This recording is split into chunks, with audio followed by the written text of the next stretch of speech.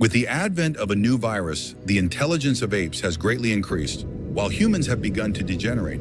However, certain groups of primates and clans seek to capitalize on the achievements of the past to establish their dominance over the world. The story begins with a brief account of the origin of a virus that made apes more intelligent, and humans, on the other hand, less intelligent.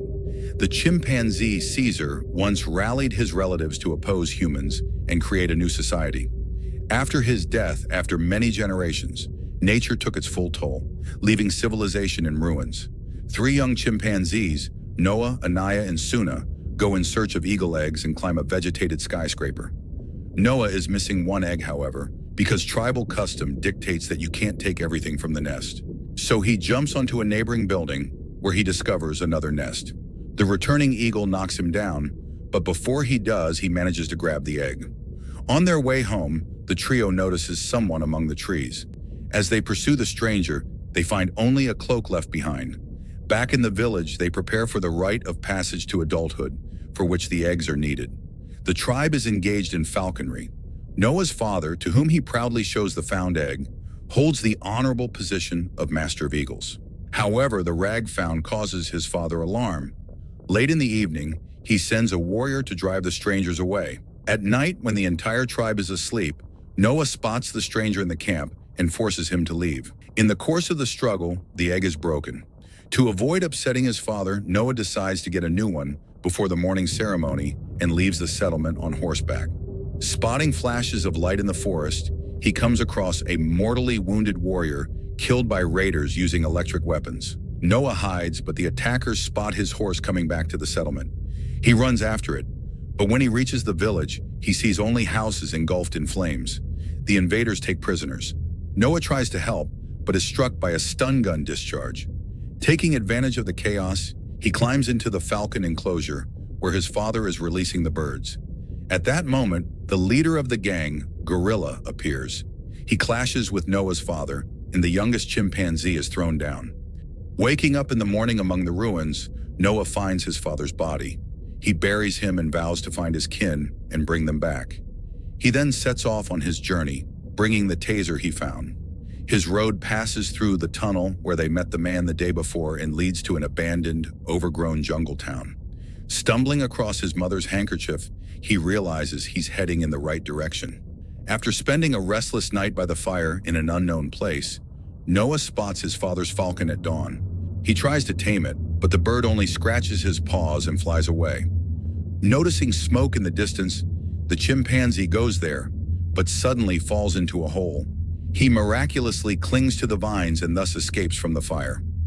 Once free, he meets an orangutan named Raka. This ape librarian has dedicated his life to preserving the knowledge of the past. Raka tells Noah about the teachings of Caesar, on the basis of which the primates still live today. Looking closely at a mural depicting humans, he explains that they were once the dominant species on the planet. Later, while returning to his horse, Noah notices a wild man trying to steal food. He chases him away, despite Rocky's pleas not to. Afterward, they continue on their journey with a falcon circling above them in the sky. During a rest stop in the evening, Raka again notices a man and holds out food to him, inviting him with gestures. The stranger turns out to be a young girl. The orangutan gives her the name Nova and covers her with a blanket. Noah, suffering from insomnia, wanders nearby and finds a huge telescope. Looking through it, he is amazed at the grandeur of the universe. Later, Nova joins him, and together they observe the stars. In the morning, Noah shares his thoughts with Raka. The girl possesses the rudiments of reason, like the apes. Taking Nova with them, they continue their journey. Along the way, they encounter a herd of zebras. Other people also come to the watering hole. Raka offers to stay with Nova among them, and Noah decides to go on alone. However, before they can disperse, raiders led by Gorilla Silva appear. They organize a hunt for the humans, trapping them in nets, while Noah and Raka watch from the sidelines. Nova almost falls into a trap but manages to escape. She is followed by Silva, a gorilla who has long had his eye on her. He and his accomplices drive the girl into a dense thicket, at the opposite end of which Noah appears on horseback. On seeing him, Nova rises to her full height and calls out to the chimpanzee. Silva and Noah race towards the fugitive.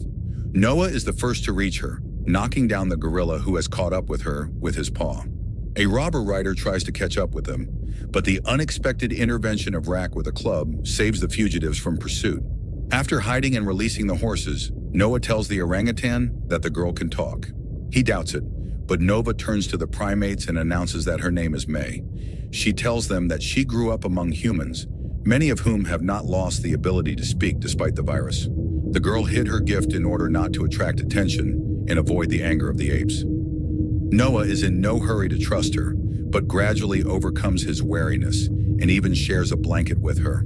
In addition, the chimpanzee manages to repair the captured shocker. In the morning, the travelers reach a wooden bridge across the river. As they attempt to cross it, they are ambushed by Silva the chimpanzee. Trying to fight back, May falls into the water, but the crayfish manages to save her. He himself does not manage to get out in time. The gorilla cuts the rope, and the turbulent stream carries the orangutan scientist away. The captors lead Noah and May along the ocean shore, past the rusty remains of huge ships.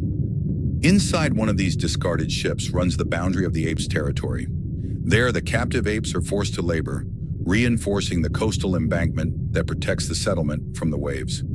Noah notices a massive gate leading to an underground shelter and meets Suna and his other relatives, including his mother. Silva pushes May into a separate room. Looking around, the girl notices many items left over from human civilization, including books. Travatan suddenly appears, a limping man who has retained his sanity and speech. He serves as an advisor to the court of the local ruler, Proximus Caesar, causing May to consider him a traitor.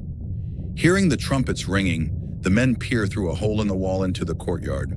There, Proximus, the king of the chimpanzees, appears. He gives an inspiring speech about the legacy of Caesar, who formulated a law stating that apes are strong when they act together. The king then gives the order to break down the gate to the bunker, but even with the detonation of the planted explosives, they fail. After the failure, Proximus invites May and Noah to a feast to explain his purpose.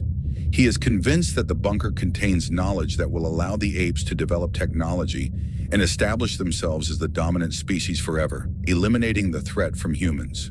The king suspects that May knows how to open the entrance. His scouts discover that the girl has been deliberately moving toward the underground vault, following the map. Noah realizes that May is not as simple as she tried to appear, but he doesn't trust the king either. Plus, he sees that most of Proximus' subjects are essentially slaves, including a servant named Anaya. However, Proximus is in no hurry to demand Noah's oath of allegiance. Later, reflecting on the pier, Noah notices a falcon flying toward him, accompanying him all the way. The bird lands on his paw, recognizing him as his master. Remembering the promise he made at his father's grave to bring the tribe home, the chimpanzee decides to join forces with May. But first he must find out her true intentions. During a private conversation, the girl confesses that there is a book in the bunker that can restore people's ability to speak. Noah doesn't believe it, but agrees to help open the door. With May's knowledge and Suna's support, he springs into action. They take the explosives prepared in advance by the girl when they are spotted by Anaya, the king's servant. He offers his help. The conspirators mine the protective dam, but they are caught off guard by Travatan. The old man tries to dissuade May from the plan, but she, fearing he will betray them, pounces on him and strangles him. To cover up the crime, the accomplices dump the body in the ocean. They then head for the secret entrance, which is located at the top of a cliff.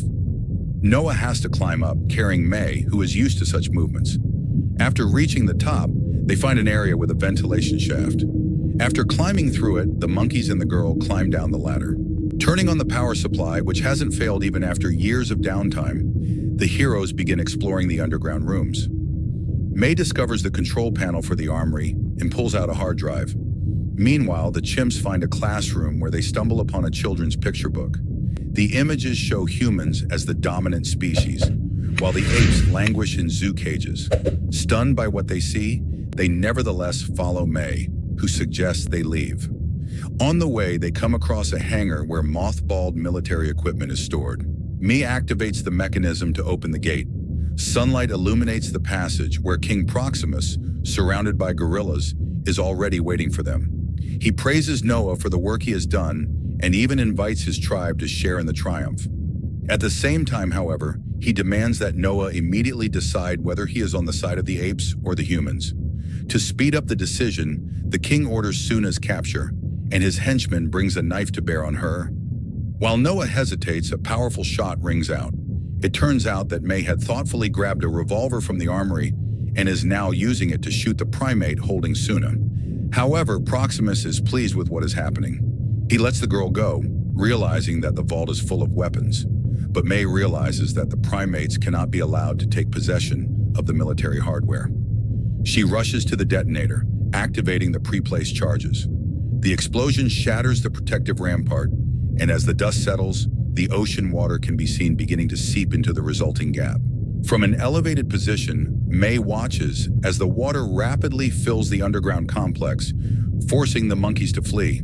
The flood rises higher and higher, driving the primates into the staircases and ventilation shafts leading outside. Among those fleeing, May spots Silva, who decides it's time to deal with an annoying rival. The chase between them ends with both of them falling into the water, where the gorilla continues the pursuit. Using his advantage in agility, Noah lures Silva into a trap, a narrow passage from which the gorilla cannot escape. He watches his enemy drown in the incoming water and then makes his way out through a vent, where he meets his kin. Suddenly, however, he is attacked by Proximus. The king violently beats Noah, demonstrating his strength, but the wounded chimpanzee does not beg for mercy. Instead, he begins to make strange chanting sounds. He is followed by the rest of his tribesmen. Proximus does not realize that this is a signal calling birds of prey. The tribe has been falconry for years, and now the birds of prey are attacking the king, throwing him into the raging waves. Back home, Noah and his tribe begin to rebuild their settlement. One day he notices May in the distance, who has come to say goodbye. But now the chimpanzee doesn't trust her, nor do the rest of the humans, who seek to reassert their dominance.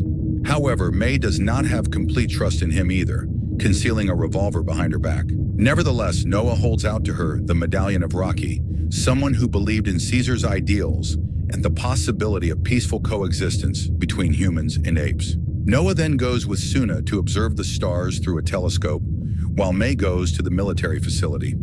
There she hands over a hard disk extracted from an underground vault to Link. It turns out to be the access code to the satellite system.